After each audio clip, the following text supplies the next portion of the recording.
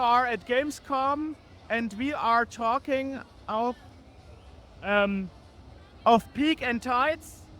And I actually have the CEO Ted Chao and the CTO Lin from Cyancook Games, and we will talk a bit about the game. From what I understood, it's a primal survival game, I guess, right? And I actually was able to play it a bit, and it has a mix of crafting like Minecraft, and the beginning of the game felt a bit like Tomb Raider. I don't know if you guys played it. You're actually too young for the game, right? So perhaps explain to us a bit what was the general concept of the game. Is it a mix of genres, of playing mechanics? Or is the Minecraft crafting just a gimmick?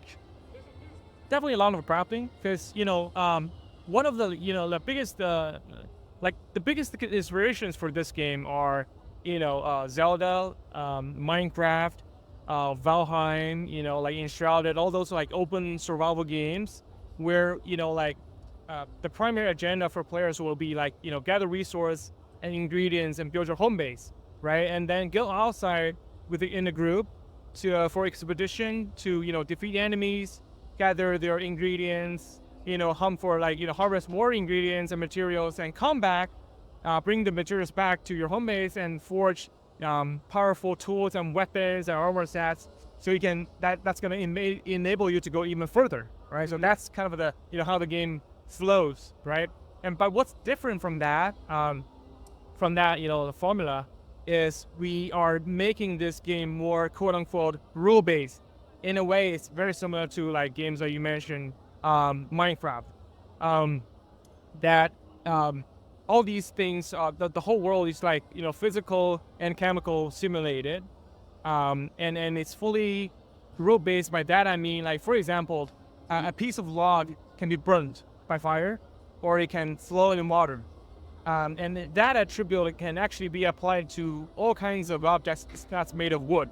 Say a wooden spear or wooden knife that has the same attribute as a table, right? So by that it's more the purpose of having these mechanics or system is we want to have that feeling of like people can use their intuition and knowledge about the game and combine things together, right? And when all these rules come together and cross with each other, we want to what we want to deliver to the players is what we call like quote unquote emergence, right? So you play by your imagination and intuition, and you find out that it actually works. So that's the purpose. Right. Okay. Interesting. And what is there you can add to the what he explained? Yeah, Ted has a very good explanation. So our purpose is just to like emergence gameplay that player can just mess around with anything, and you can have like a rhino with a brimstone on it, and you can crush into a piece of wood and just burn everything down.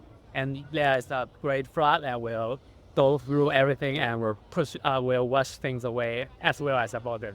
So in our game, like especially demo, we have a great force in the center of the area, and you have dozens of ways to kick its ass. Yeah, you have to have a rather reference. Different ways to progress in the game. That's interesting. Okay. So the main purpose of this area is to go some expedition and try to find some new types of items and just to make like experiment on the border. So we have like a Tomb Raider, but Tomb Raider is like the 1,000 of that type of Nodepond, but at least 1,000 that type of the bottom. It's just like a bird around. When you mention expedition, it reminds me a bit of No Man's Sky.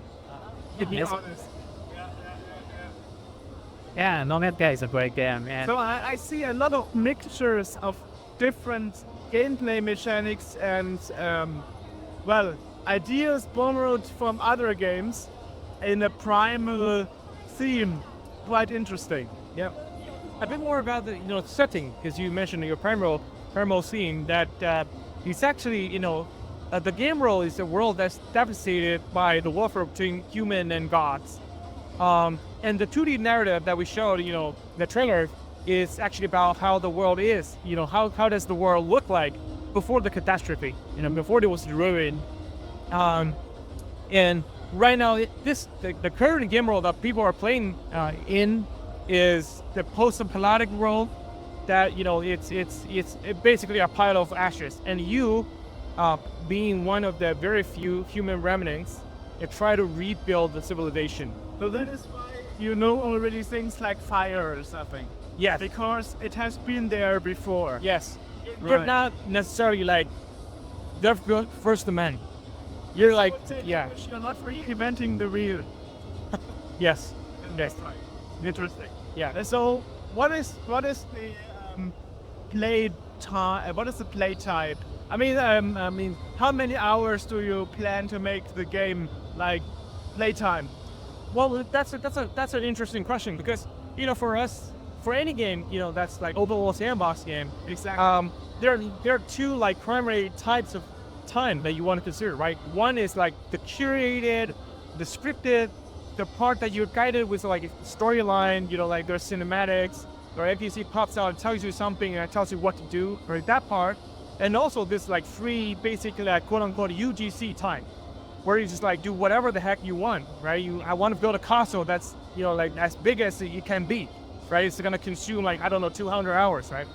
For us, for us, we have both. Okay. So the first part, a little bit more curated, the more guided part, like I don't have like a very specific, like accurate time, like number for that right now. But, generally for the first kind of a early access build, we're gonna have roughly like about 50 to 60, curated playtime. That's supported by content and the features and the systems. But in terms of like, but what's more important is we want to enable the player have the ability to play the game infinitely. Yes. But you have to go with storyline if you want to. Yes. Because yesterday, the day before yesterday, by pure luck, by pure coincidence, I was actually watching a YouTube video where somebody in our age group, 40 plus, was saying he got no time to play 200 plus hour story games anymore. So he feels like 40 plus, so retros, what we are no longer considered valuable players for modern games. So it's, we have similar kind of a feeling towards that, because games like Minecraft, right, which is like very open, considered like the holy grail of sandbox games. But it actually was like early builder really coarse. We see zero tutorial. You're just like basically tossing to an open world with nothing, and that tells you nothing about what you want, what you want to do and how you're gonna do it. And that actually has some problem with the current audience, because we live in an era of like short videos, where everything is about like click rate, and about have this impulsive impression of something within like 15 seconds, which is something that we have to face, right? So that's why we want to have this like more curated experience at the beginning, especially, that's gonna guide the player, that's gonna teach them how you can enjoy the game. I saw that, yeah. Yes, but later on, like we want to let the player have the ability, like I said, to play the game infinitely, just like like Redstone in Minecraft, right? Right. That people can build like computer within Minecraft world, which is crazy.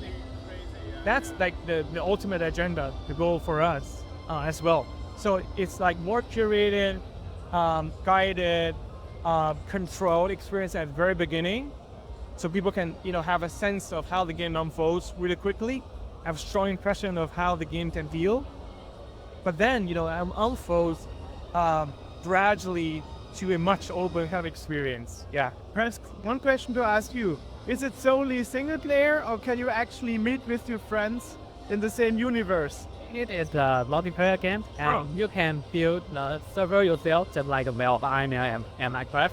Yeah, our target is to make a server that can be capable of at least 10 person, but it's up to our technology. Yeah, it may be more person in the future. but our plan is 10% per year. Yeah. So I think that is enough for just a group of little party of people that cooperate with each other and go to expedition and go to explore the world. So when do you plan to release the game and what platforms? We don't have a specific date right now. I hate that question. That's a tricky question that I hate. That I get asked by press and publishers and also our old development team. But right now, generally we're aiming for before the end of next year. We're launching the first early access build. Okay? Yes. Early access means Steam. Means Steam, yes. So we are PC first, but not PC only. This PC, like Steam is fairly, friendly to us because we have the most kind of hardcore players of such genre, of such gameplay. But as you can see, it's actually fully compatible with joysticks. So if things works out well, that it will be not a hard question for us to port onto consoles. Or as you said, it's not a PC only. You could do it like Rockstar, release Red Dead Redemption 15 years later. Well, I hope that's not the case. Because 15 years is a bit long. But yeah, that's like generally that's the idea. Yes. So basically, PS5, Xbox, Switch 2, I guess. That depends on our optimization. Yeah. But right now, I think Switch 2 from the lineup, games of this is strong. It's pretty powerful. Yeah. We'll see. The first powerful Nintendo console, which is crazy. Yeah. I'm not totally looking forward to it. Normally, it's like Nintendo. It's not for the looks. Yeah. It's just for casual game. All right. Well, thanks a lot, guys. Thank you For letting us play. It was nice to meet you. you.